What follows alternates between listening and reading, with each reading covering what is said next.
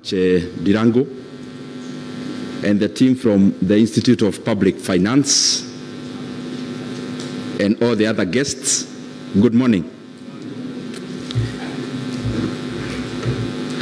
I am very pleased to come here this morning, and when I came and people were settling, and my brother who just spoke about health finance just came in, and the moderator pointed that the experts were on that table. So I then think that since our table was just the neighbor of the experts, then we are not so badly off. But I'm very pleased again to be here this morning. I will say a few things not very structured, like the good presentations that we had, because I want to, as Dirago pointed, to just do a reflection, because as you are aware, I have been serving in the budget making process at the chairmanship of it, and therefore there are many things that I have seen and learned, and those are the reflections that I want to share.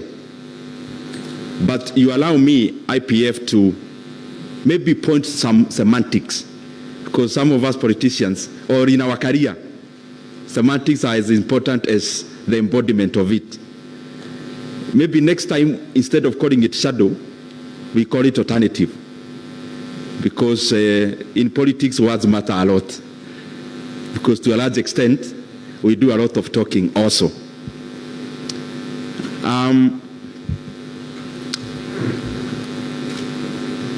As you could have also noted, when Dr. Jaramba answered the question that was asked around death, the heavy claps came from our table, because I had to visibly clap, and he had to see that I'm clapping, because he's my supervisor in the masters I'm taking in KU.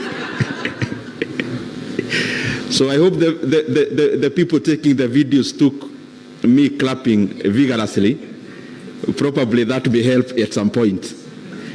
Thank you very much, Dr. Jaramba. He's been very instrumental in what I'm doing in KU. And as I said earlier, and I'm saying it because I see a lot of economists here, when we came in after elections, I thought that in the capacity which I was serving, that I needed to also entrench myself in terms of knowledge. And therefore, in the September of the ensuing year, which was 2023, I was very eager to start my master's. But because I had done my undergrad in KU, I thought the CV should read another institution. So I went and applied to the University of Nairobi. But because I was very eager, they delayed. When Nairobi UON starts their semester, it is 1.5 months before or after KU. And because I was very eager, I didn't want to waste any more minute. I applied in KU also because KU was coming pretty earlier, around August, September. So I enrolled in KU. But also, the time for UON also came after 1.5 months after that.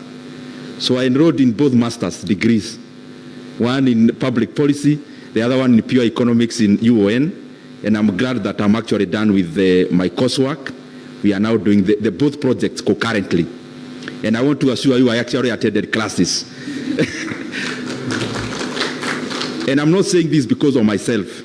I'm saying it because I have realized as Kenyans, and especially those who have the privilege of serving Kenyans in public offices, to make optimal decisions, we need as much knowledge embedded in us as possible. Because you can rely on experts, you can rely on advisors, but they can only advise you on something you have familiarity on. And that is the reason why I am saying it, not in terms of boasting, but in terms of also encouraging any other public officer and also other young Kenyans that education, ukisoma haipotei, inasaidia pahali. As I start here, I start in terms of budget, but also as a leader. Because I'm privileged to be MP for Kiharu. And you'll keep forgiving me because, you know, that is my primary role as the Member of Parliament for Kiharu. So when you invite me many oftentimes and I start with what we are doing in Kiharu, is because that is exactly my job. And since we are talking about economics, an optimal allocation is in national and also in the taxonomies that exists, and especially constituencies and counties. The same semantics we are learning about here, they also happen in the constituency level. And I am glad that where I represent, that is Kiharu, our focus was primarily first in the learning institutions. It's a pretty large constituency with 2 sub-counties. We have over 112 public primary schools. And I want to assure you, as the MP for that area and as a servant, having worked alongside the people of Kiharu and together, all our public primary schools, in all the classes the learners attend, they are in appearance just as the academies that the children of those who have more means attend. And actually all our public primary schools are tiled, all of them, all classes. We also have in the same category or sector a program we call Kiharu Masomo Bora. And Kiharu Masomo Bora touches on learning in secondary schools. And out of all our day secondary schools, over 10,000 learners. There used to be much more, but because now there was no intake in Form 1, they are now a little fewer. So they are around 10,000. They only pay 1,000 school fees per term. And in that they eat in school from Monday to Saturday. And in the same program, we also provide learning materials like revision books. And also we have done infrastructure. Like this year alone, we are doing 10 laboratories in our JSS, which are used to be primary schools institutions, modern laboratories, and much more that we are doing. So whatever we are doing here also must reflect on the leader in the area that they have dominant influence. And therefore, it is important that we speak about these things, because the same things we are talking about here affect the people. The same thing we do in the constituency level affect the same people. And you could have also noted probably, because I highlight those things in my social media, rural constituencies have topographies that are not necessarily flat. And therefore what we have been doing from my first year is that in very steep areas, we do concrete roads, so that once you do it, you actually do it for once and for all. Once we, for example, the concrete roads we did in my first year, there has never been any repair needed, because once you do it, you have done it. Other than putting gravel on very steep areas, then you have to do it after every rainy season. Now, getting to the issue of the day, I'm taking it up actually from there, from Kiharu, because, and actually don't wait for another technical speech. I'm already giving the speech. I learned one thing when I was elected as Member of Parliament for Kiharu in my first term. When you get elected and before people actually know your character, there is usually some friction before people define who you are. Because politics and leadership is also, to a large extent, part of making people know who you are, so that when you speak, they know who is speaking. When you say maybe something will be done, they know, do you mean it? So that when you say, people can define your leaning. And therefore, before that happens, or before that definition, of course, people will have different definitions on who you are. And I realized you can spend a lot of time fixing your politics, and you neglect the role at which you are actually elected to do. That's something profound that I learned in my first 2 years. That you can spend a lot of time trying to fix your competitor, trying to fix and follow where the person who may want your seat has gone to, trying to silence somebody, maybe in social media or elsewhere, provoking you to do something better, or you can actually choose to spend that time doing the work itself. And I realized it is very important that as a leader, you focus on something that can stand the test of time. Because, for example, when we have an argument with Dr. Rugo here, whom is also my good friend, if we have an argument here on words will not go past that argument. But if there is some deliverable, you do something tangible, it will go beyond the argument, it will go beyond words. And I realized that it is important you spend your time as a leader addressing the issues that are not necessarily things that you are proving through word of mouth, but things you'll do that are all seasonal. And these things that are all seasonal are the deliverables you do around the sectors that you should be working around. Why am I saying this? If you look at the budget alternative that has been done by IPF, and I commend Jiri for even the demeanor at which you highlighted the issues. If you look at it, and I want to be very frank, you have to make a choice as a country between managing politics and delivering. What am I trying to say? There is no better way of showing what you want to do other than through the budget allocations. Now, if what you want to achieve, for example, is roads, if what we want to achieve as a country is healthcare, if what we want to achieve is in education, then just follow the budget. Go check how much has been allocated. And therefore that will speak more than the words. Now, what I've seen, the state, the architecture of the state, beyond the doing, there is also the people management side. The people management side, of course, is done through that sector that was criticized by Bernard. That sector that has, of course, GJRO, and also there is the administration. I don't want to say more, just scrutinize the budget.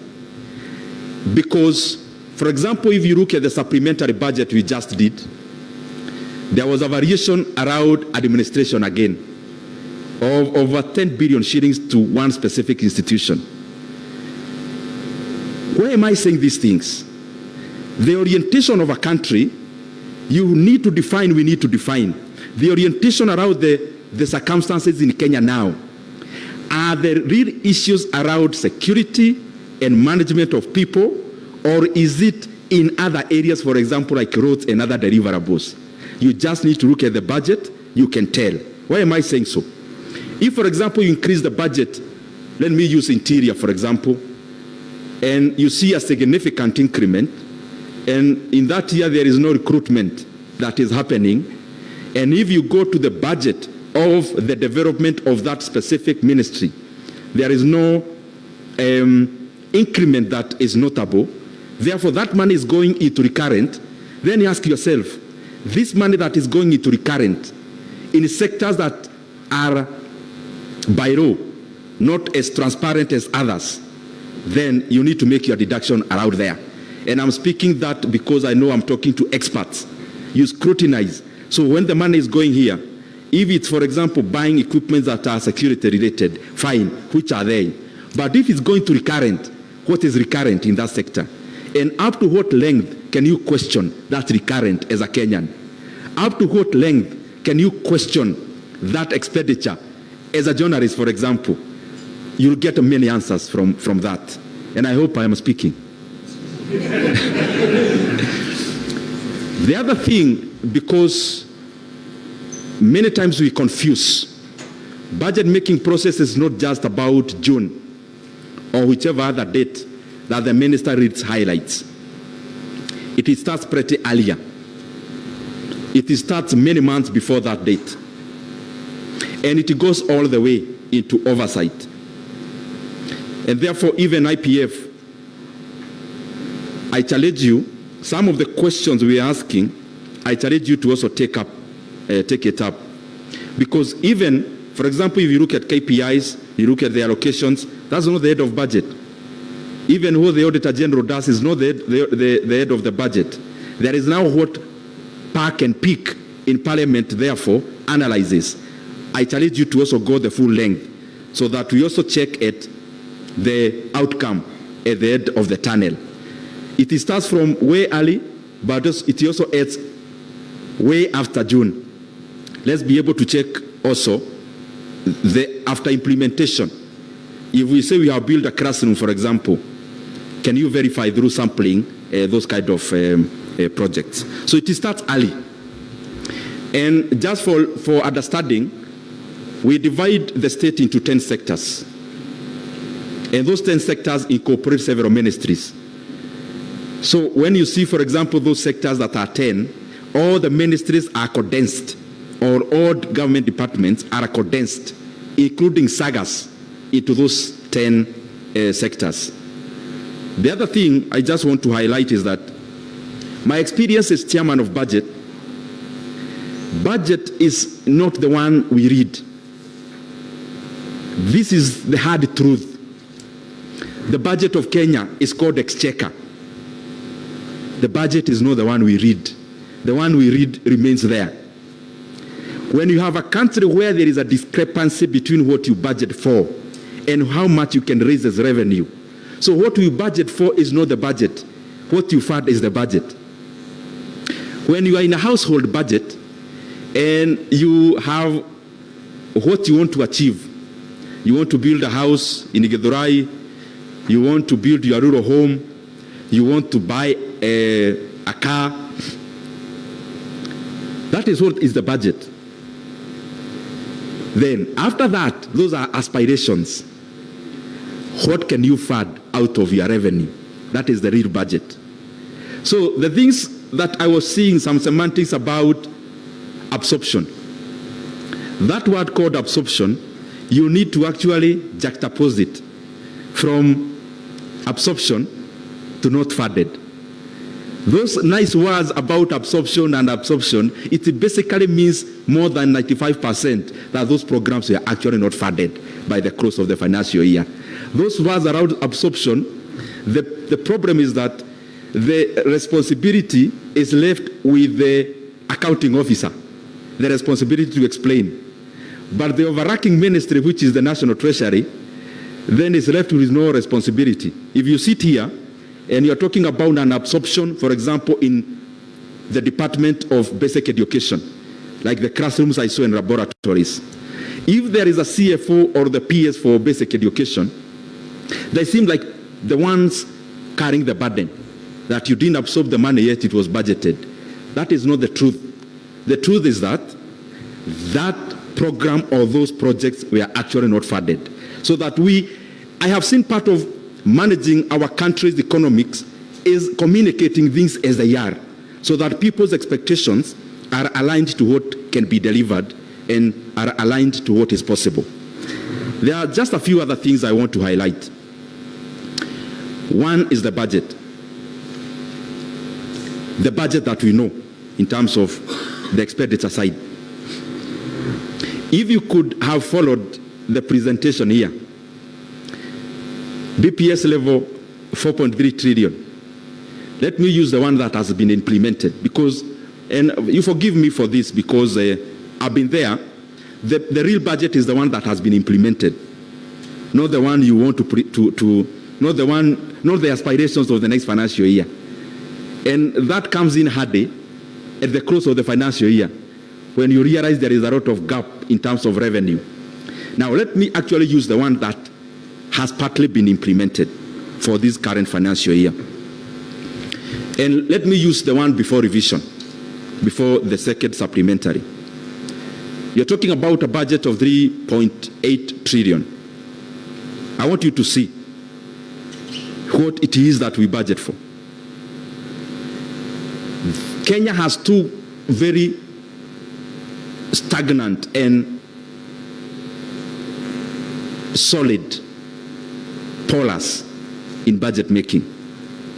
One is the side of discretionary, the other one is non-discretionary. As the institutions of the state continue to solidify, what usually happens is that the role of a leader gets diminished by the day. The role of budget-making organs gets diminished the more institutions of governance continue to solidify. Let me try to explain this. In a country like Kenya that is doing fairly well in terms of having enough institutions around governance, that continues to decimate the role of decision-making in resource allocation. Why? Majority of the huge proportion of our budget is actually non-discretionary. There is nothing you can do about it. So you are sitting there as the leader, championing or leading budget making, but up to what point can you exercise your mind? This is the reason. 3.8 trillion is there as your budget. You read it, is an astronomical figure, and it projects even growth in expenditure, etc. All those good semantics we put in the budget making process. But out of 3.8 trillion, you remove 1.25 to 1.3 trillion as something called consolidated fund service. I'm not using BPS, I'm using this current financial year. Out of that 1.25 trillion, over 1.08 trillion is money you are going to pay interest rates for debts. 1.008 trillion. It will be more next financial year. Now, there is nothing you can do about that. There is also nothing you can do about funding constitutional bodies and commissions, and there is nothing you can do about pension. All those falls under CFS. So you budget 1.2 thereabout trillion, there is nothing you can do about it. Then come to salaries of civil servants.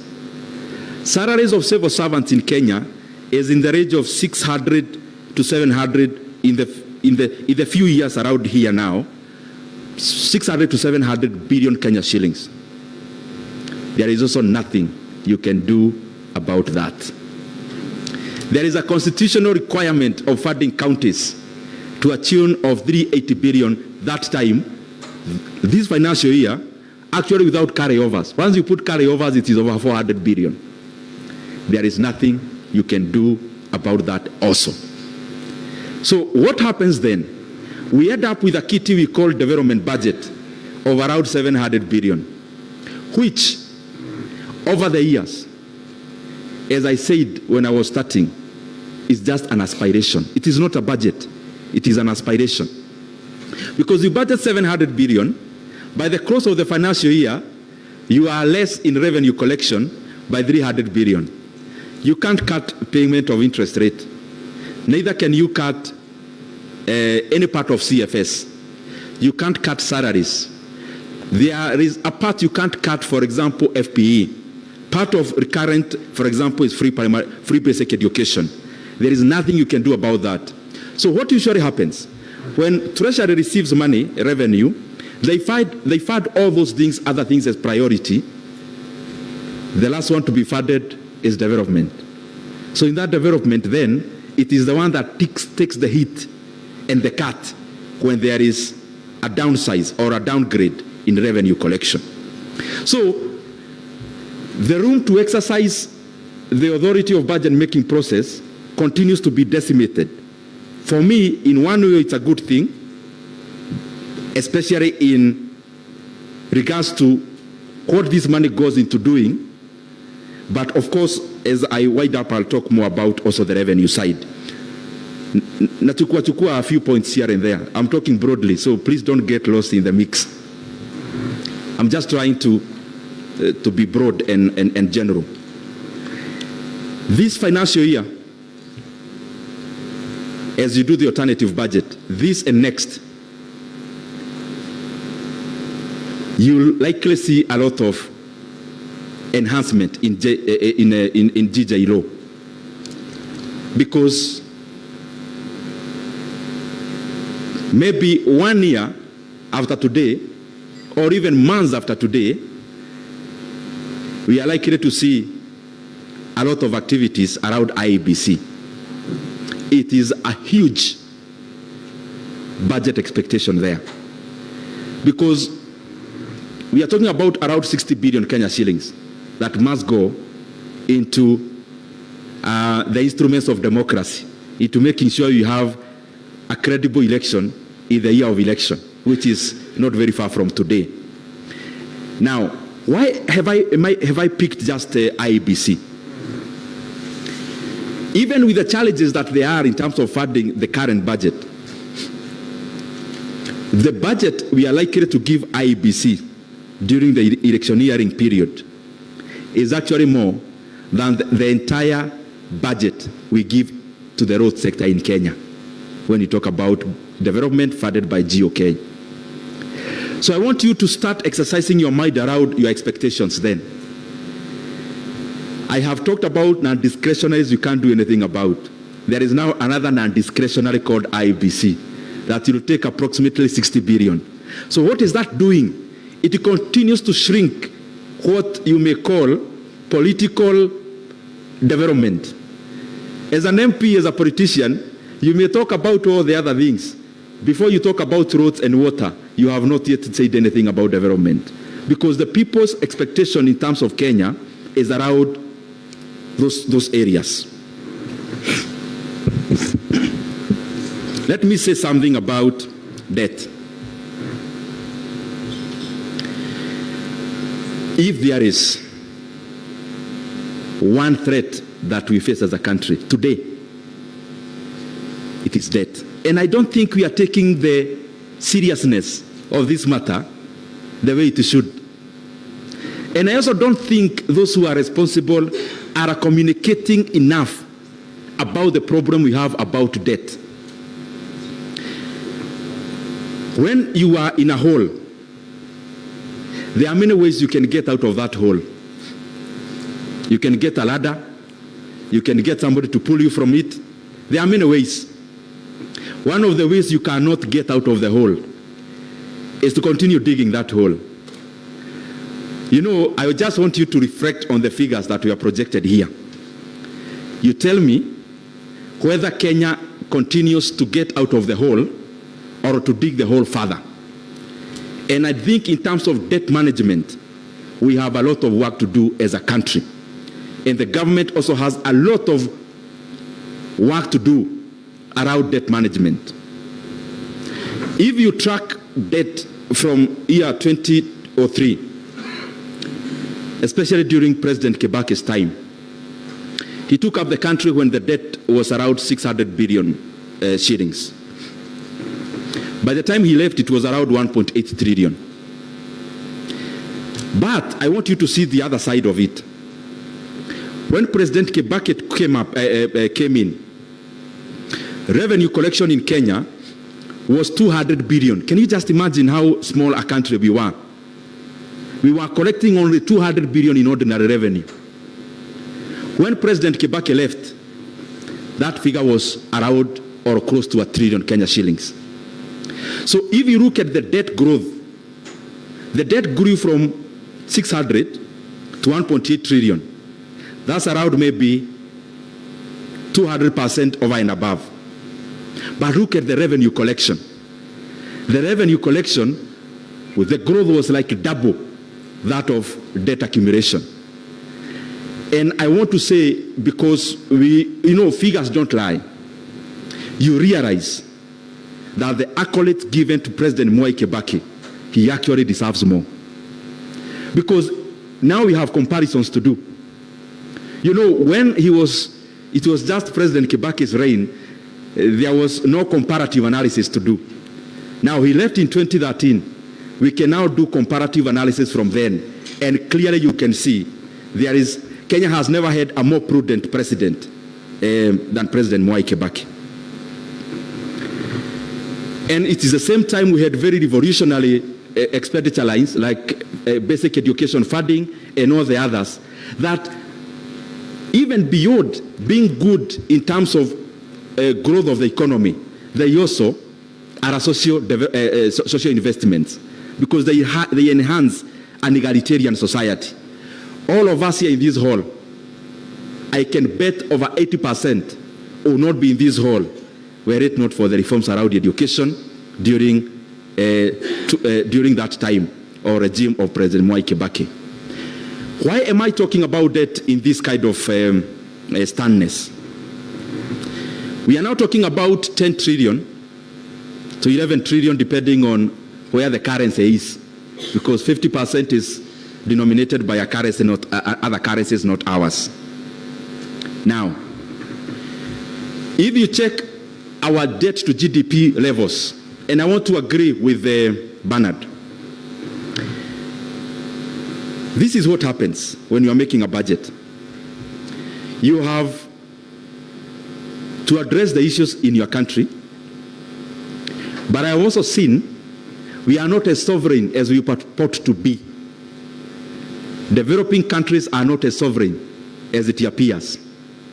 Because when you are doing revenue-raising measures, for example, some of those things are conditions from people you want to borrow money from. Without mentioning the exact ones, I can see in your faces you already know them.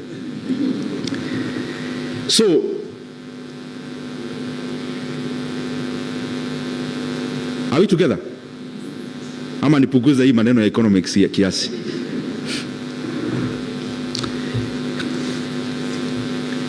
I'm looking for words for you to capture this point properly.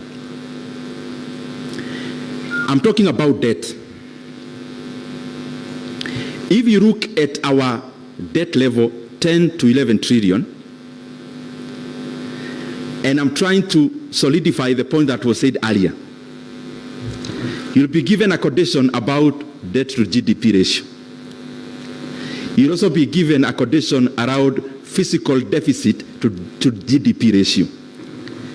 If you notice there, GDP is cutting across both two parameters. So what do authorities do? Because the target is on a percentage. If I do 2 out of 10, 2 out of 10 is what? 2 over 10 is 20. 2 over 10. 2 divided by 10. What's that? 20%. Very well. What about when I do 2 out of 20? 10%. What have I changed? Have I changed? Is the 2 constant? What have I changed? What if my obligation was to lower the percentage? What do I need to do around the denominator? Now, ask yourself this. You report in the same government documents, the Kenyan GDP grew by 4.something%. That goes in the record. The same record shows the GDP moved from 16 trillion to 18 trillion. What is that percent? Can somebody do 16 out of 18? I mean, to do the math, when GDP moves from 16 to 18, what percentage is that?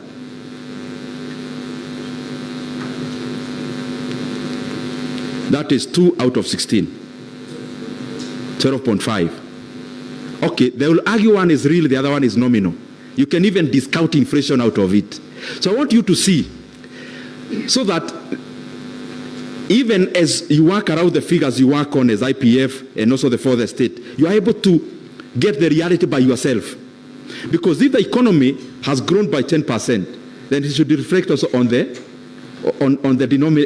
GDP side, which you calculate in, or you used to calculate the other parameters, but should also be the one reported by the Kenya National Bureau of Statistics and all the other government bodies. I hope I'm making sense. You don't need anyone to tell you the economy of Kenya grew by what percent.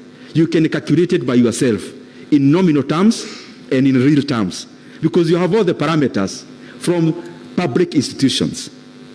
So the problem around our debt is that when we inflate our denominator, we continue to show like the economy grew with the purpose of having a leg room of borrowing more.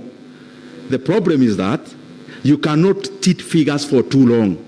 It catches up with you, and especially when it is time for repayment. Debt management is everything else. It catches you around repayment. Now, we are spending over 1 trillion Kenya shillings in paying our interest rates. Over 1 trillion Kenya shillings. Now, whether you inflate GDP or you condense it, that is actual money that actually have to be paid. That is why it catches you. Because you may come and say, you know, our fiscal deficit to GDP ratio is 5% or the next, or the other figure. That's fine. It goes to the books. It will catch up with you when it's time for repayment. The other things I want you to, I'm just provoking your mind so that you go research further. I saw headlines in our newspapers the other day in jubilation that we have done a very good thing, because in that year of 20, I think last year or thereabout, we were able to repay our Eurobond. And the people in this hall, because I can see you are able to dig deeper.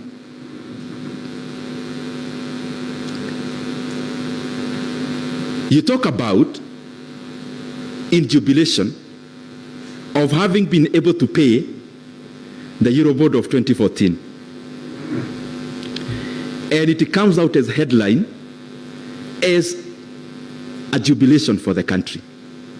Now, this is the reality.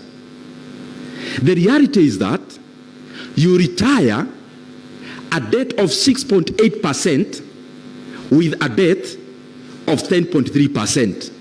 And then you clap and you want the whole country to be closed for people to celebrate. I'm provoking all of us here. I mean, Kenya is for all of us. And we need to speak these things as clearly as they ought. You cannot go and take a loan from Shylock, you pay a bank, and then you go home, and people should celebrate you for taking a loan with an interest of 20% to pay the one you had that you are paying 12%. Those are the things that will catch up with this country very soon. And by the way, with all honesty, if we do not become more prudent in the several months to come, we are likely to have a very big problem with our debt. Why? If in our revenue collection, over 40% is going into interest rate alone of debt obligations, what are we talking about? The other thing I want us to reflect on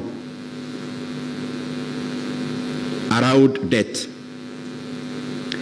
And the reason why this, and I'm challenging even those who are responsible in government to speak about it clearly, because part of this communication is important. You collect revenues of around 2.4 trillion shillings. You use over 1.2 trillion in paying interest rates of debt incurred. So that's 50% that you can do nothing about. Basically, what we are doing as a country, the money we are borrowing in terms of PFM Act, you should be borrowing for development alone. But even by doing the math, even with a pencil, if we take our revenue collection, you remove CFS, you remove salaries, you're already in red. It means the money we borrow, some of it is for budget support, and clearly that money is for recurrent. You don't need to go very far. Just this data, just do the math around this data, even with a pencil, you'll get the correct figure. So this issue of debt, if we are not progressive enough and prudent enough as a country, in just a few months to come, we will see the ramifications. We do not want Kenya to be a case study like Sri Lanka in the year 2002, in the year 2022, 2023. The primary reason was that the issue around Zambia never decided too much because there was a new president who had to tell their country as it is, and they restructured, or they started or attempted to restructure. Ghana never had that luxury. They actually defaulted. Now, if you receive 2 shillings And 1 shilling is already going into interest rates of debt incurred in terms of interest rate. And the other shilling remaining cannot pay even the recurrent expenditure. I mean, there is work to be done there. And I'm saying it so that we provoke our mind, we think, not with the aim of just talking, but also providing a solution to it. Therefore, you must have seen sometime last week, I saw the National Treasury had put up some communication which was recanted very fast about a visit to China. Visits to China currently or other bilaterals, I can assure you, will be about debt primarily. Because we are almost at a cliff in terms of debt repayment, and especially interest rate.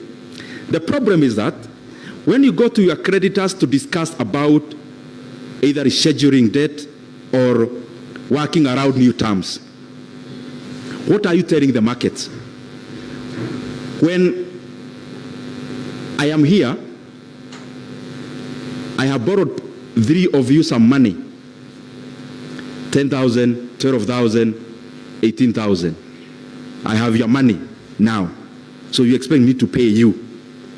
You see, as my sister there, I've already called my brother here to tell him, you know, I was to pay you this money, but forgive me, you may have to add me a few more months for me to pay you this money. What am I already telling you? As the other person, I owe money. I've already called you as a person who owes you money. I mean, najaribu kuodoa economy kwa hii maneno mingi. Martin is here. Dirango is there. And Veronica. I owe, all of you have lent me money. Veronica 12,000, Dirango 10, and Martin 18,000. Yani, mumenikopesha. Munaelewa hiyo maneno? Niko hapa. Martin ako hapa, ameona nimeita Dirango. Nimemwambia, najua niko na pesa yako na nilikuwa nikulipe next month. Lakini sasa nataka tuongee. What comes to your mind as Veronica? Are you getting what I'm trying to say? Any talk you start around debt, changing terms, you already communicate to the markets. If you look at the figures, the yield of our Kenyan Eurobond, even as late as yesterday, you see changes there. Because markets operate on credible and fundamental information.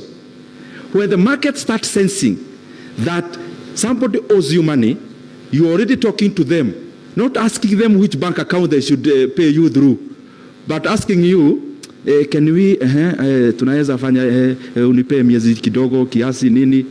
When they start seeing you already giving signals to one of your creditors that you want changes in terms, you are already communicating signals to the market.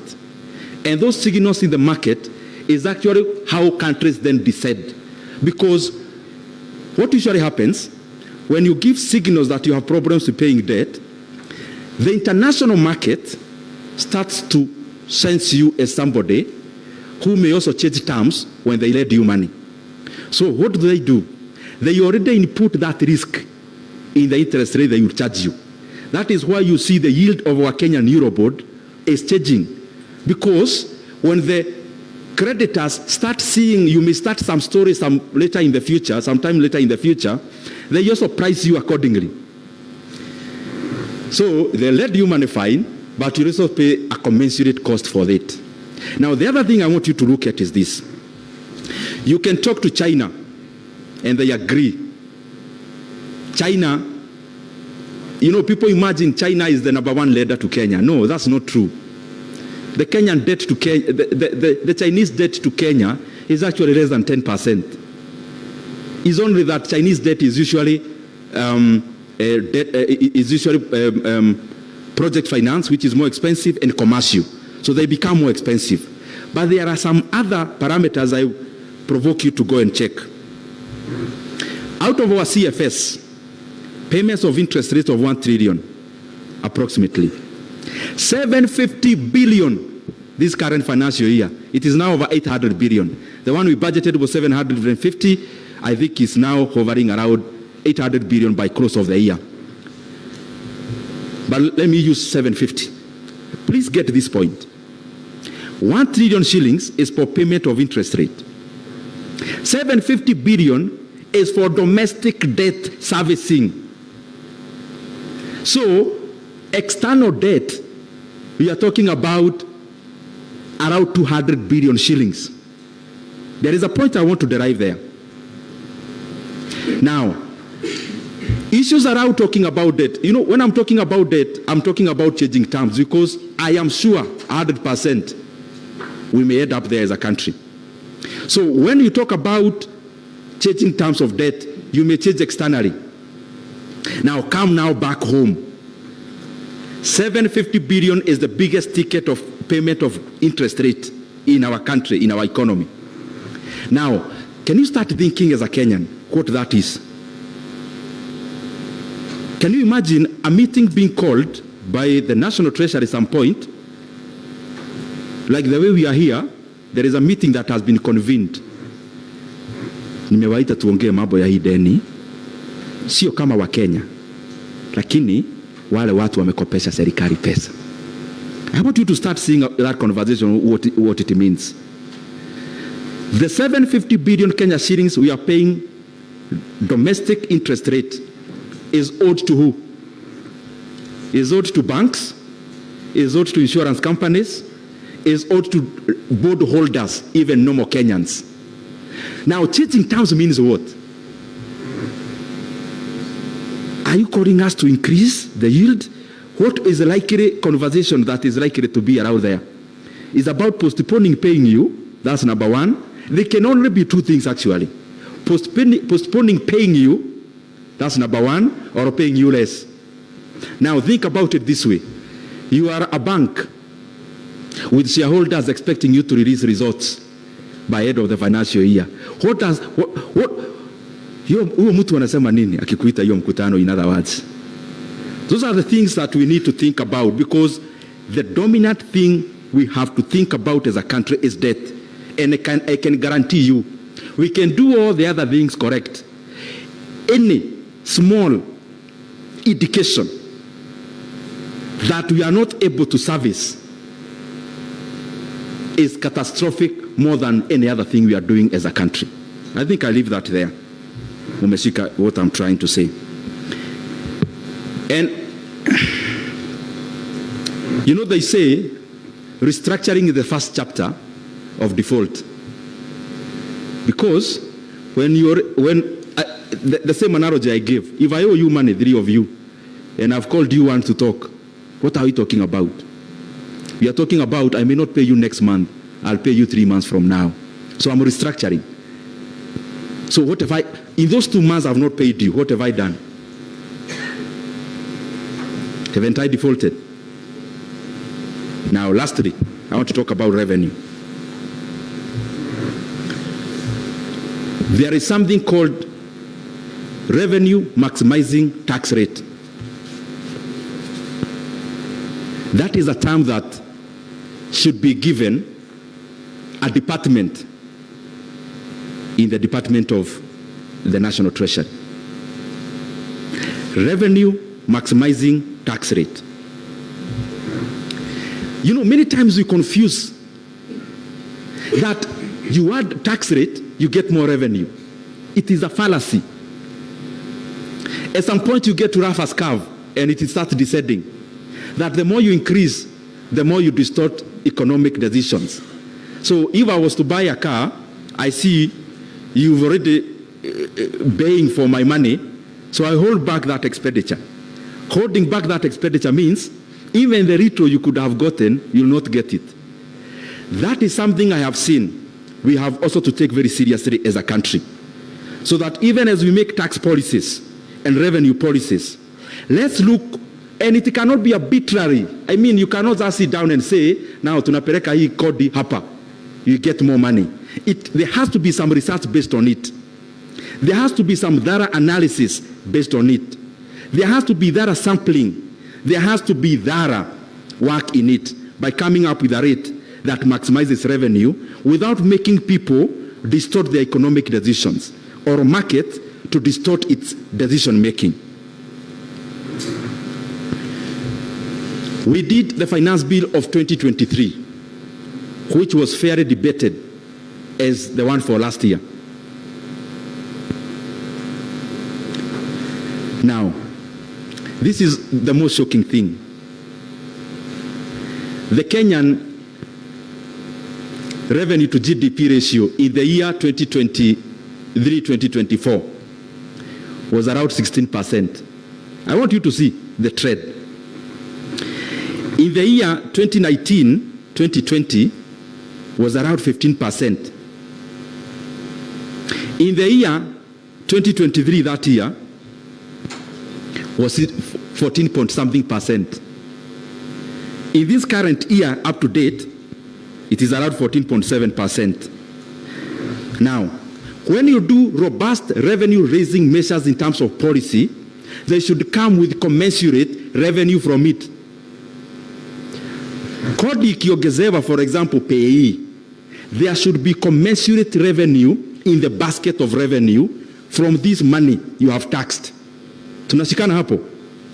Why is it that even when you raise the rate, then in the basket of money, there is not that money? Why is it that the revenue growth in Kenya never noticed finance bill of 2023? That the graph, if you are given a graph without labeling, you will not pinpoint those 2 years. You will not see them because the revenue never changed other than the ordinary changes it usually has. I'm talking about that analysis of revenue maximizing tax rate. Why is it that even when we have a very corrosive, when we have a very debatable policy around tax and it passes, why is it that we cannot see this money in the other side? Possibly this could be the reason. You come, maybe you are earning some money here, the government takes it at the payee level. Napenda kuita unakatia stima kwa transformer. You know, when money is deducted from your payee, ni kama stima imekatiwa kwa transformer. So it actually never reaches your hands. Now, when you cut money from the payee level, when you cut money at that level, let's say in my disposable income, you already knock off 8,000 shillings from it. That is the money you are sending your uncle somewhere in Nyamira. That is the money you are sending your auntie somewhere in Kisii. Now, you no longer send them that money. So they no longer buy that sugar they were buying through the transfer you are doing. So you have cut money here at the payee level, but the same money denies you correction at the VAT level. Those are some of the things we have to work around so that even as we increase taxes, then we are not handicapping the same revenue collection. There is another thing I want to talk about very briefly, which you have to be vigilant as a country. In Nigeria is one of the economies, by the way, which are very good. It has very rich people in terms of, in Africa, you only get black billionaires, majority of them being domiciled in Lagos, Nigeria, out of Nigerian money. Now, Dangote cement, BOA cement, they grew around what? You come and put in some duty for imports of the commodities they manufacture, primarily cement. By that time, when you put duty on cement, I'm using Nigeria, you end up having a big conglomerate and several of them. Number one, of course, we know Dangote cement, BOA cement, there is also Lafarge and the others. So now you cut off imports. It's a good thing, fine. The question is, for how long? You cut off, cutting off meaning you build a wall of tariff, not necessarily a non-tariff barrier, but a tariff one. So you put in a wall. This wall should incentivize this local production to be efficient so that their products can compete with the global ones. But then you overstay with that policy. So Nigeria, by beginning of this year, had the highest cement prices in Africa. Can you see that oxymoron? The biggest producers had the highest cement prices in Africa and had the highest cement margins almost in the world.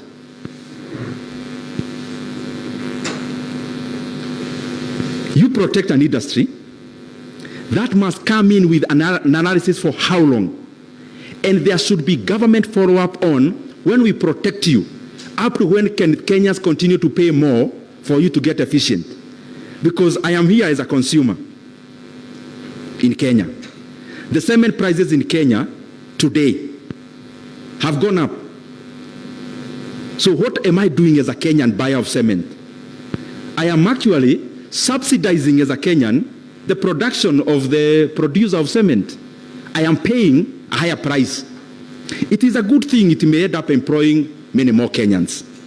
But the reason for protectionism must not be for longevity of production in this company. It should be up to the point where this company gets competitiveness in competing with any other cement from any other country. If I can import cement, let's say from Mozambique, I'm just using an abstract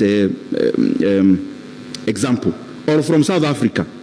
If I can import a bag of cement from South Africa and it gets to Taita Taveta at a lower price than the cement being produced several kilometers away from that place, I mean, that's also a paradox. Protectionism all along must not be for the benefit of the producer. It must be for the benefit of the economy. And that is why it has to be time-bound. Very lastly, some of the things I think we should do as a country. Number one is to take institutional reforms very seriously. If you look at the regression of economic growth from China, from all the other countries, institutional reforms takes up a sizable influence on the dynamics of economic growth. Sio kupaka mafuta. You know, in Kenya we come rebrand an agency and we call it institutional reform. We need to be very deliberate. Institutional reform must incorporate the size of government. Kenya can act optimally with half of the government we have in terms of its size. We can cut the government into half across everything. Government, if government is a loaf of bread, you can cut it by half. All the resources of government, you can cut it by half, and my grandmother will not notice. What am I trying to say? That service delivery will not be hampered. Institutional reform must be deliberate and must be objective. The other thing, the Eurobond we borrowed, for example, the one I talked about 10% to retire the 6.8%, we borrowed alone 30% higher price to pay another one. I wish we did a few things instead of borrowing more. Kenya has got assets. And some of these assets, we bought them for commercial purpose alone. Government invests in institutions for many factors, strategic reasons. There is also commercial reasons. In the year 2020, Safaricom market capitalization was around 1.5 trillion Kenya shillings. 1.5 trillion. The government of Kenya owns 35% of Safaricom. 20% of that Safaricom at the market cap then of 1.5 trillion is 300 billion. Only 30% alone. You could have raised 300 billion without borrowing anything. But some people will argue, but you know, why would you sell it? It gets dividend. I mean, even in the investment arena itself, you take the amount of money the government cumulatively has received in dividends. It may need to receive dividends for hundreds of years for it to match this kind of investment. The other thing people talk about, You can't sell a company like Safaricom. You know, it holds very strategic reasons for our country. Which strategic reasons cannot be handled?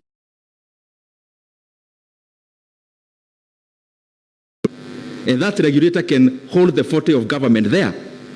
You can even have a regulation that the government will have board of directors without necessarily even having a shareholding. You can have it. Just as currently the CBK forces banks, you must have independent directors. The government will not own your bank, but they'll force you. You have to have independent directors. The government can still control companies through regulation. You don't have to control companies through ownership and stake. Now, this is the thing. Now, that market capitalization of Safaricom has now come down from 1.5 trillion to 700 billion as of yesterday. We must be strategic even in government investments so that we make it, we have an efficient asset management arm of government so that they are able to make optimal decisions. Why would you go to borrow money as a government? Private sector investment. For you to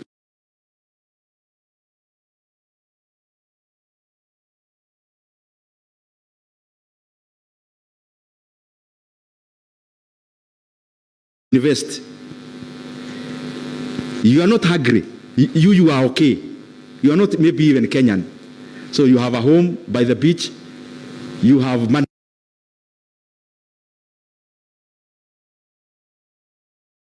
I want to ask a rhetorical question. Between this person who has 10 billion shillings, them they are okay, they have a house, they are able to take care of themselves, but they have 10 billion, they want to invest in Kenya. Is this person doing Kenya a favor, or is it Kenya doing them a favor? You are fine. Wewe uko na gari yako, hata uko na ndege, unakaa ng'ambo, you are not even Kenyan. You will live in the most exotic places and you have money and you want to invest. So you are not looking for money to buy food. You are actually looking for money just as a creation of wealth. And you have some money to put up a factory somewhere and you say to it is in Kenya. And when, or any other developing country, when you come in with this money and you are investing in Kenya, somebody want to treat you like helping you is a favor they are doing you. Entrepreneurs, if they are given the primacy of the role that should be given to them, they can do much of the work that the government already does, and therefore take up some more roles from government for government to concentrate on just a few. If you look at, for example, the R&D budget of Amazon, it is bigger, research and development, it's a big budget in developed countries. The R&D budget of Amazon is higher than the R&D budget for the entire Germany.